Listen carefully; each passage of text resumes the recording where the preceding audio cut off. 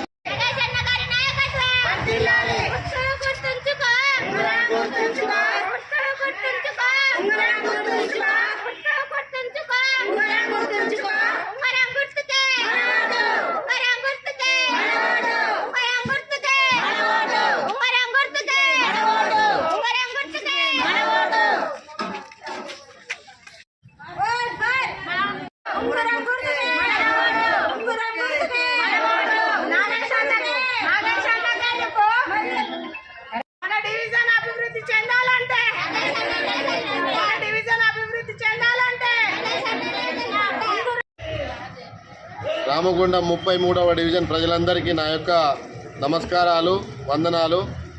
నేను మీ మార్షల్ దుర్గం నగేష్ స్వతంత్ర అభ్యర్థిగా మీ ముందుకు వచ్చాను. మీరందరి ఆశీర్వాదం కోసం ఈరోజు ప్రచారంలో భాగంగా అన్నపూర్ణ కాలనీలో తిరుగుతూ ఉన్నాను.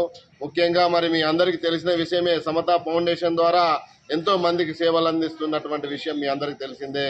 కరోనా కష్టకాలంలో ఎంతో మందికి నిత్యావసరాలు అందజేసి బ్లడ్ డొనేషన్, ప్లాస్మా డొనేషన్ చేసిన విషయం కూడా మీకు తెలిసిందే. చనిపోయిన వాళ్ళకు కూడా అంత్యక్రియలు చేసిన విషయం తెలిసిందే. పేదింటి పిల్లలకు పెళ్లిళ్ళు చేసిన విషయం కూడా తెలిసిందే.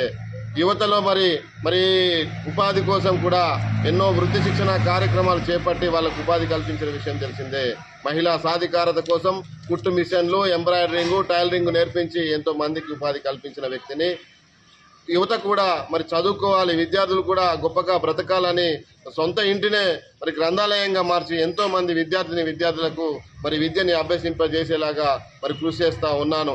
నాలాంటి విద్యావంతులు డివిజన్ అభివృద్ధి కోసం ముందుకొస్తున్నాం కాబట్టి మీ అందరి ఆశీర్వాదం కోసం నేను ఈరోజు మీ ఇంటికి వచ్చి ఓట్లని అడుగుతా ఉన్నాను.